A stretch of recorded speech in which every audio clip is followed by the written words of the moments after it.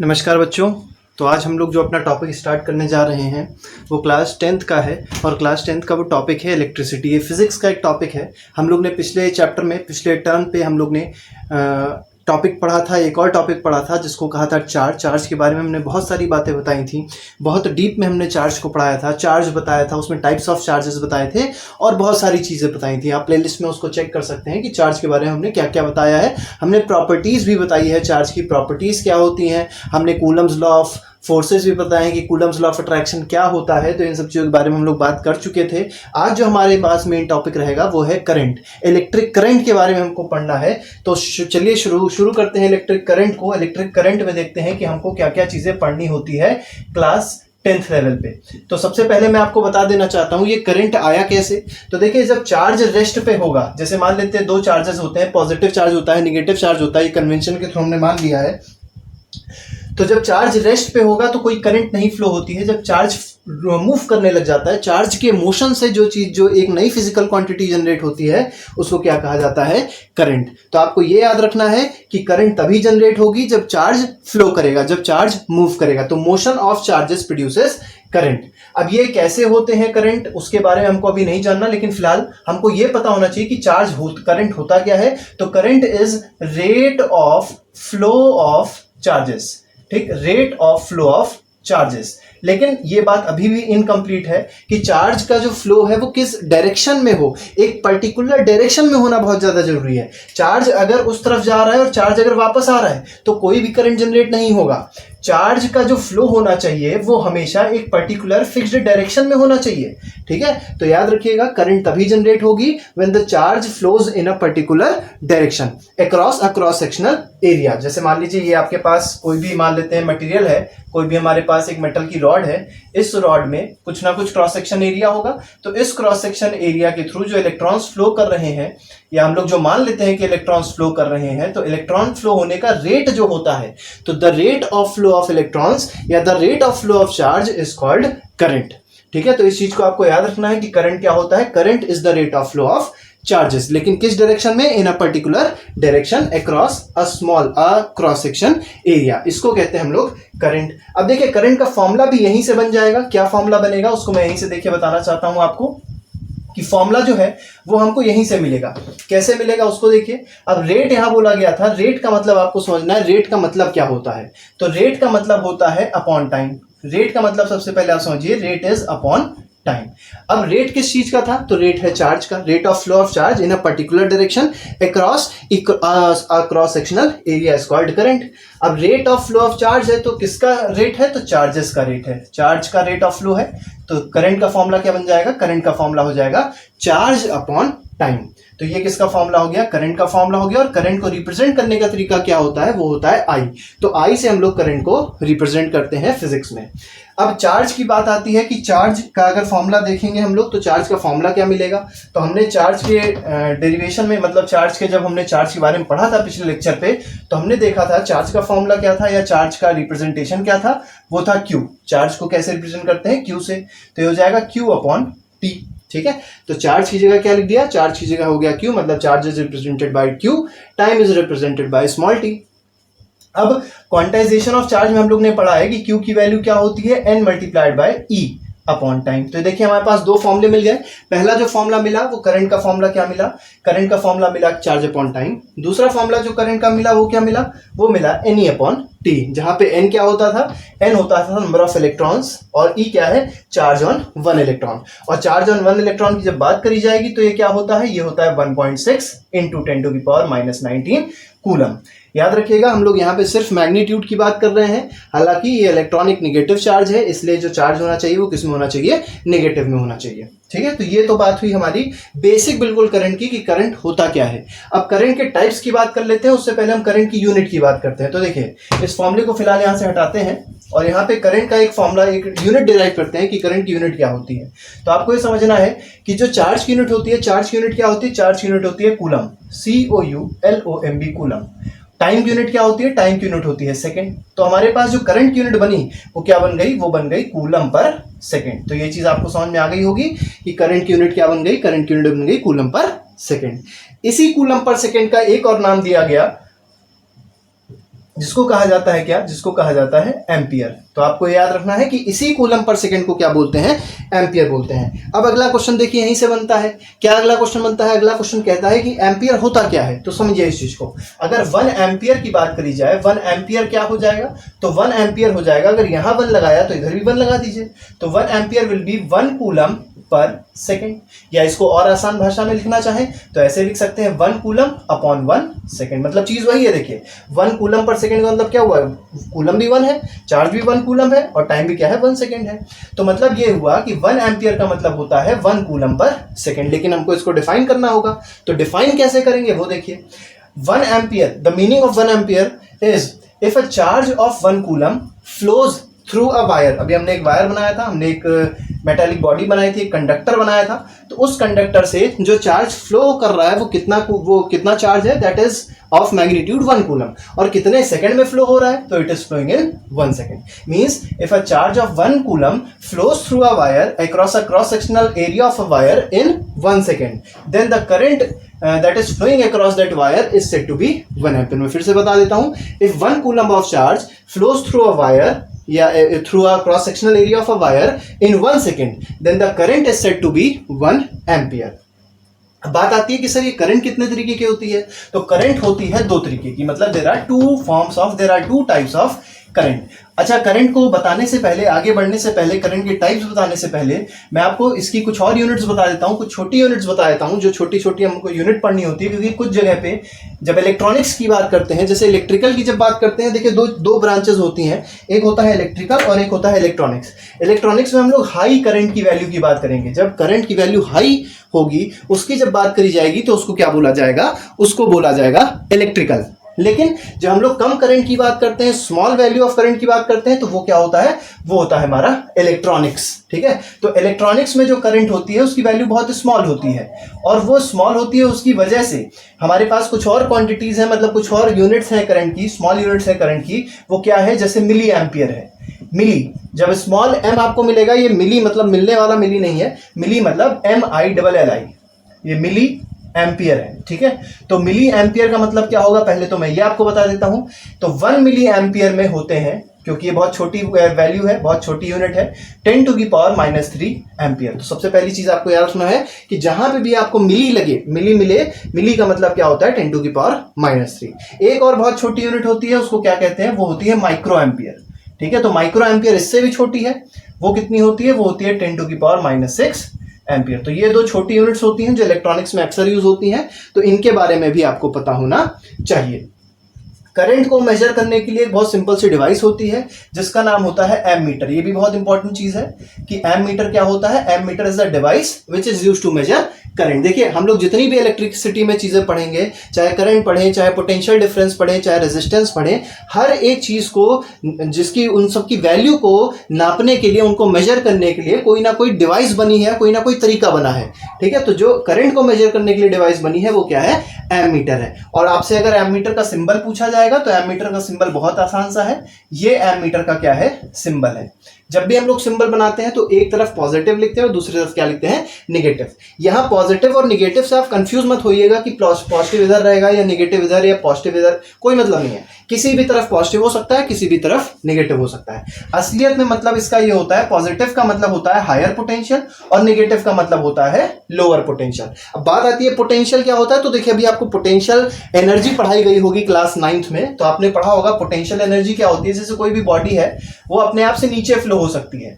ठीक है, जैसे मान लो वाटर की बात करी जाए तो वाटर अपने आप से नीचे फ्लो हो सकता है। Means this point of water is at higher potential, और ये वाला पॉइंट क्या होगा, ये लोअर पोटेंशियल पे हो जाएगा।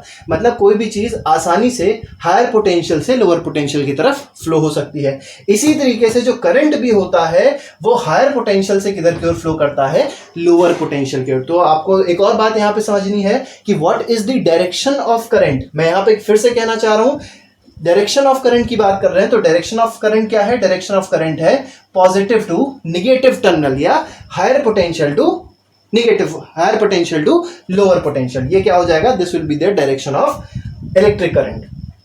चलिए, तो ये बात तो बहुत सिंपल सी थी करंट की हमने बेसिक्स की बात करी। इसके बाद मैं आपको एक और बात बता देता हूं कि सर्किट क्या होता है, इलेक्ट्रिक सर्किट क्या होता है, क्योंकि अक्सर इलेक्ट्रिक सर्किट के बारे में बात करी जाती है, क्योंकि जब आप एनसीईआरटी भी देखेंगे तो एनसीईआरटी में भी इलेक्ट्रिक सर्किट पहले समझाई गई है, करंट को थोड़ा देर में समझाया गया। तो चलिए पहले मैं सर्किट बता देता हूं कि व्हाट इज सर्किट।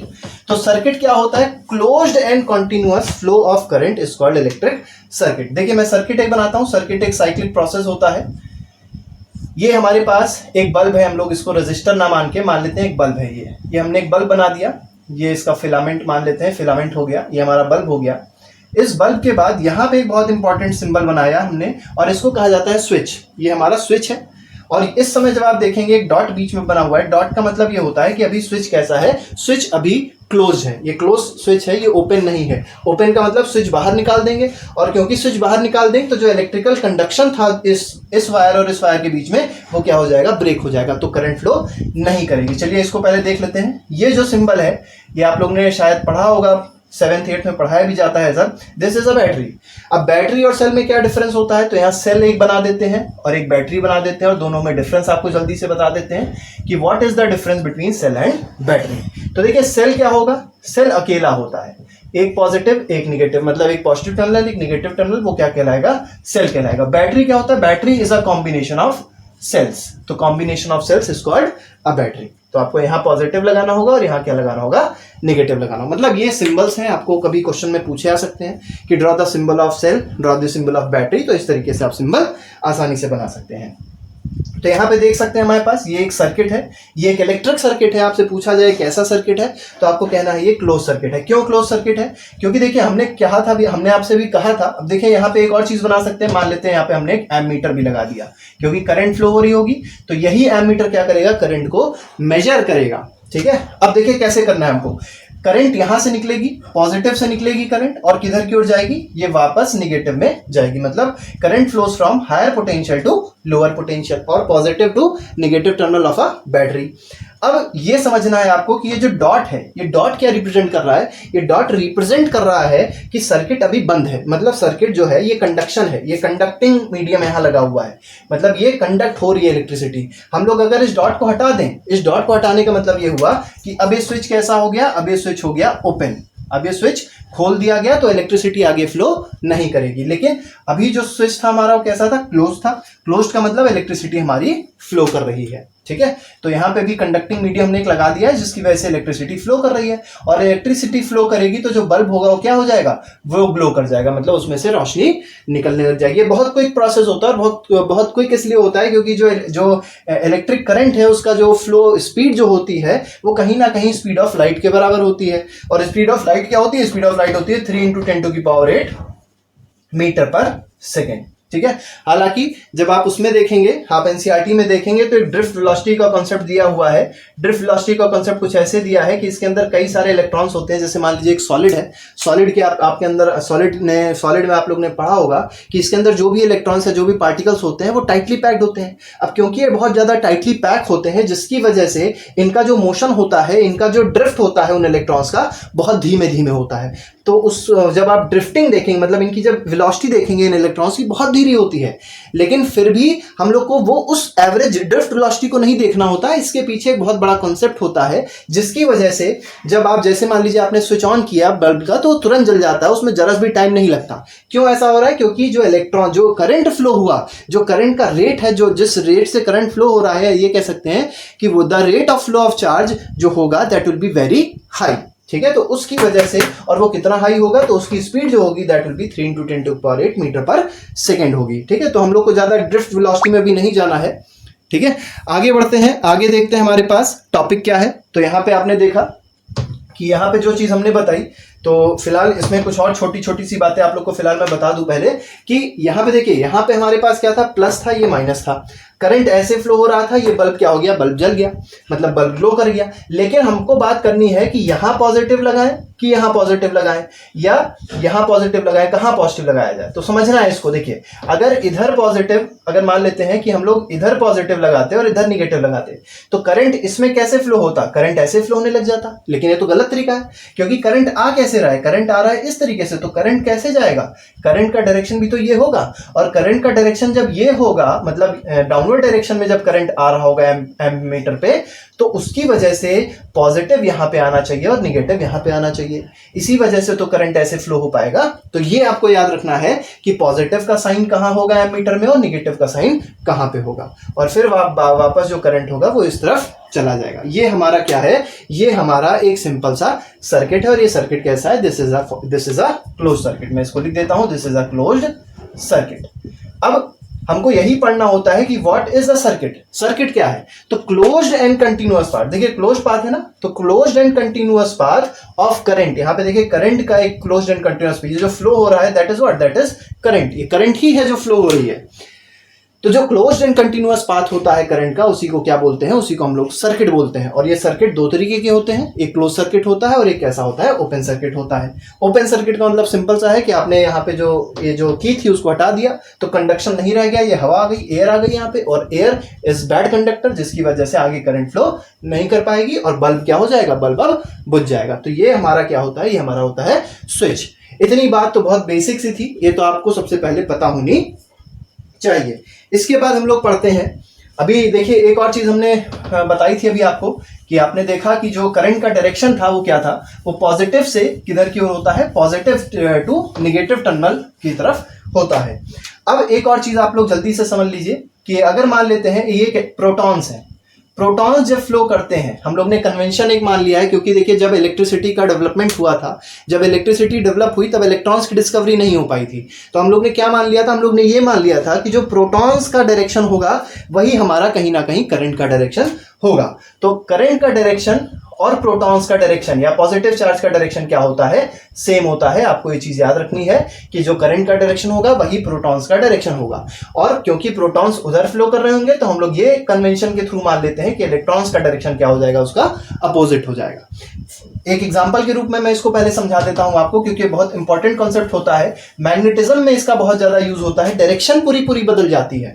देखिए कैसे, जैसे मान लीजिए आपसे कहा जाए this is the direction of electrons, ये डायरेक्शन था इलेक्ट्रॉन के फ्लो का, आपसे पूछा जाए what is the direction of current, तो आप कहेंगे जो करंट का डायरेक्शन होगा वो किधर हो जाएगा, इस तरफ हो जाएगा, मतलब opposite to that of the flow of electrons. और अगर आपसे बोला जाए कि प्रोटॉन्स का डायरेक्शन इधर है, तो करंट का डायरेक्शन क्या होगा, तो करंट का डायरेक्शन हो जाएगा हमारा सेम। तो आपको ये समझ में आ गया होगा कि जो इलेक्ट्रॉन का डायरेक्शन होता है, करंट का डायरेक्शन उसका अपोजिट होता है, प्रोटॉन्स का जो डायरेक्शन होता है, करंट का डायरेक्शन उसका सेम होता है। मतलब इन दोनों का डायरेक्शन, करंट का और प्रोटॉन का डायरेक्शन सेम होता है, और इलेक्ट्रॉन और करंट का डायरेक्शन कैसा होता है, अपोजिट होता है। ये तो बात बहुत सिंपल सी है, शायद आपको समझ में आ गई हो।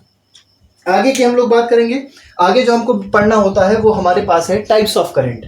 तो मैं जल्दी से आपको बता देता हूं कि what are the two types of current that we have to study. देखिए आप लोग के घर में शायद इन्वर्टर हो, तो इन्वर्टर से जो आप लोग के यहाँ जो इन्वर्टर होगा उसमें आप लोग ने दो चीजें देखी होंगी, एक बैटरी होती है और एक इन्वर्टर होता है। बैटरी से जो करंट निकलती है that is not alternating current. देखिए सबसे पहले तो ये समझ लीजिए, करंट जो होगी वो दो तरीके की हो जाएगी, एक कहलाएगी ऑल्टरनेटिंग करंट और दूसरी क्या हो जाएगी, दूसरी हो जाएगी डायरेक्ट करंट। अभी ऑल्टरनेटिंग करंट क्या होती है, डायरेक्ट करंट क्या होती है, तो पहले मैं इसका सोर्स बता देता हूं, व्हाट इज देयर सोर्सेस, कैसे ये उत्पन्न होती हैं। तो डायरेक्ट करंट के लिए बैटरी यूज होती है, बैटरी और सेल। तो बैटरी और सेल से जो करंट आएगी उसको क्या बोला जाएगा, उसको बोला जाएगा डायरेक्ट करंट। और जो ऑल्टरनेटिंग करंट होगी वो कैसे आएगी, वो आएगी एसी जनरेटर से। किससे आएगी वो आएगी एसी जनरेटर, मतलब एसी जनरेटर। तो ऐसा जनरेटर जो अल्टरनेटिंग करंट जनरेट करेगा that is called AC generator. ठीक है, वैसे डीसी जनरेटर भी होता है, एक छोटा सा चेंज कर देते हैं, वो आपको पढ़ाया जाएगा जब जनरेटर बताएंगे हम। तो AC generator is a source that produces alternating current. अब ये करंट होती क्या है ये पहले हमको समझना है। तो देखिए, जैसे मान लेते हैं ये हमारे पास एक ग्राफ है, इस तरफ y एक्सिस पे हमने करंट ले लिया और x एक्सिस की तरफ क्या ले लिया, x एक्सिस पे हमने टाइम ले लिया। अब अगर करंट का direction regular period of time पे या ये कह सकते हैं if the polarity of current, ये पोलैरिटी है, दिस इज प्लस, नीचे वाला मान लेते हैं माइनस है, प्लस है, माइनस है, फिर प्लस है। तो आप देख पा रहे हैं पोलैरिटी जो है करंट की, पोलैरिटी मतलब जो उसका डायरेक्शन है, एक बार ऊपर गया फिर नीचे आया, फिर ऊपर गया फिर नीचे आया, ऐसे कुछ समझ लीजिए। तो जो पोलैरिटी होती है करंट की, अगर वो टाइम के साथ लगातार कंटिन्यूअसली चेंज हो रही है तो उस करंट को क्या बोला जाएगा, उस करंट को बोला जाएगा अल्टरनेटिंग करंट। तो आपको ये समझना है, ये पोलैरिटी है कि ऊपर क्या था, पॉजिटिव मान ली, पॉजिटिव पोलैरिटी है, नीचे क्या मान लिया, एक निगेटिव। ये पोलैरिटी एक तरीके से डायरेक्शन है करंट की, कि एक बार करंट ऊपर जा रही थी, फिर करंट किधर आ रही थी, नीचे आ रही थी। तो एक तरीके से करंट का फ्लो है। तो करंट का फ्लो जो होगा, अगर उसकी पोलैरिटी सेम रहती है, if the polarity of current remains does not remain same, it changes continuously with time, that type of current is called alternating current। और DC क्या होता है, डायरेक्ट करंट क्या होता है वो समझिए। What is direct current? Direct current क्या होता है, बहुत सिंपल है। अब देखिए डायरेक्ट करंट में ये चीज हमको पढ़नी है, दोनों में साफ बनाया हमने, बच्चे कंफ्यूज हो जाते हैं। बच्चों को एक सीधी लाइन बना के दे दें तो बच्चे सोचते हैं डायरेक्ट करंट है, लेकिन बच्चों को अगर सांप बना के देते तो बच्चे इसमें भी लगा देते हैं कि this is also an alternating current. ये ऑल्टरनेटिंग नहीं रह गया। क्यों नहीं रह गया?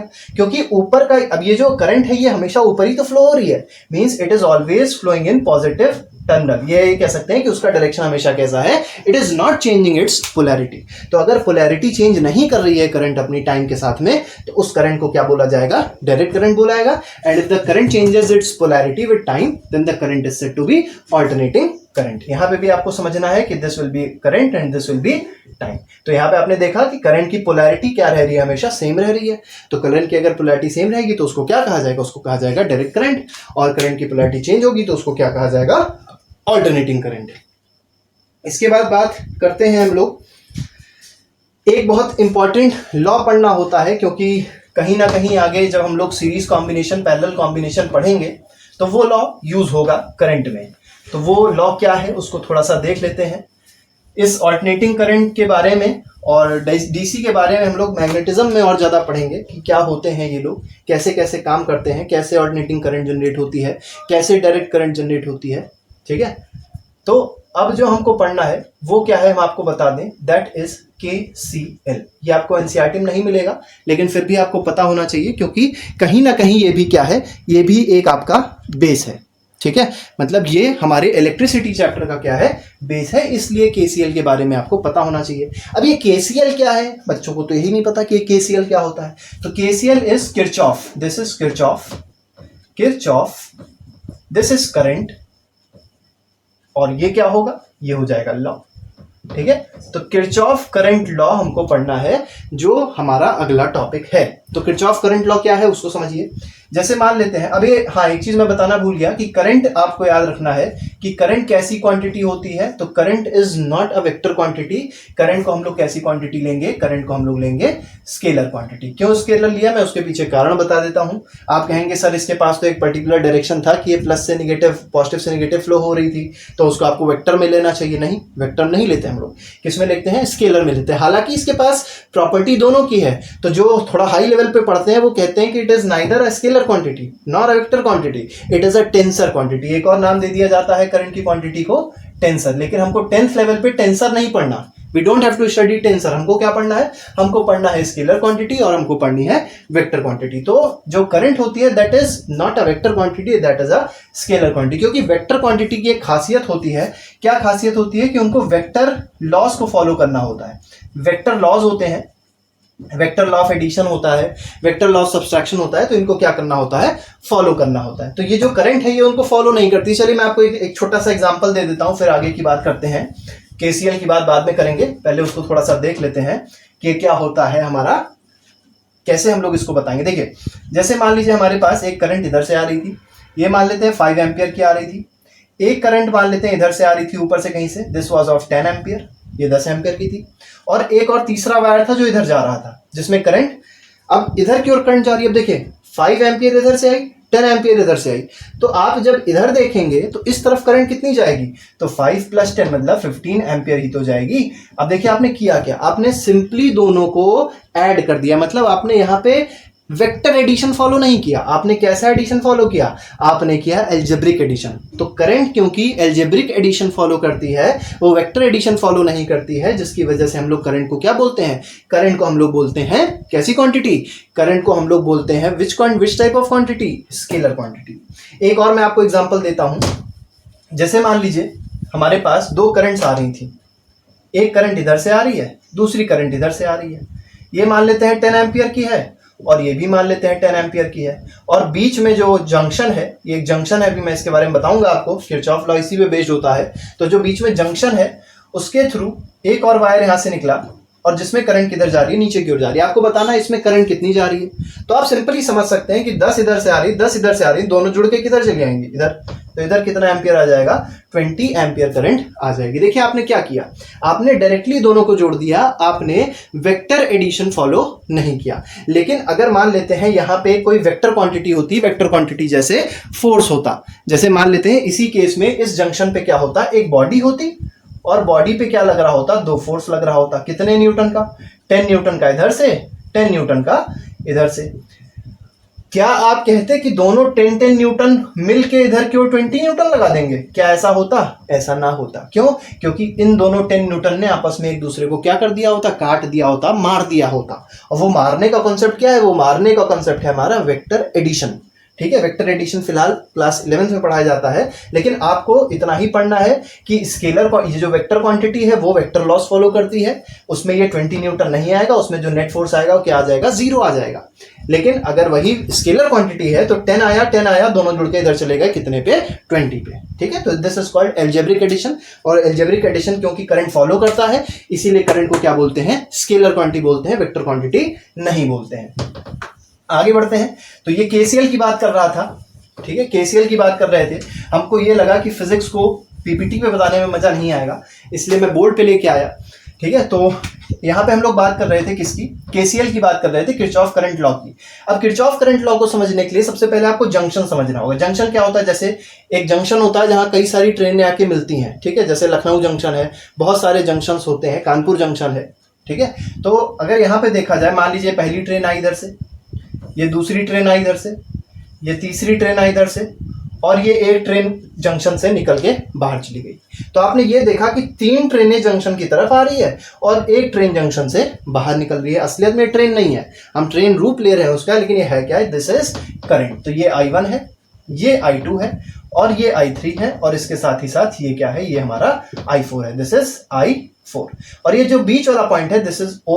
O is what, O is junction. ये हमारा क्या है, O इज जंक्शन। इस चीज को मैं लिख देता हूं यहाँ पे, O is what, O is junction. ये हमारा क्या है, जंक्शन है। अब देखिए केसीएल ने बहुत अच्छी बात कही, आपको दिखाई पड़ रहा होगा, आपको समझ में आ रहा होगा कि जितनी करंट आएंगी वही तो निकलेगी बाहर।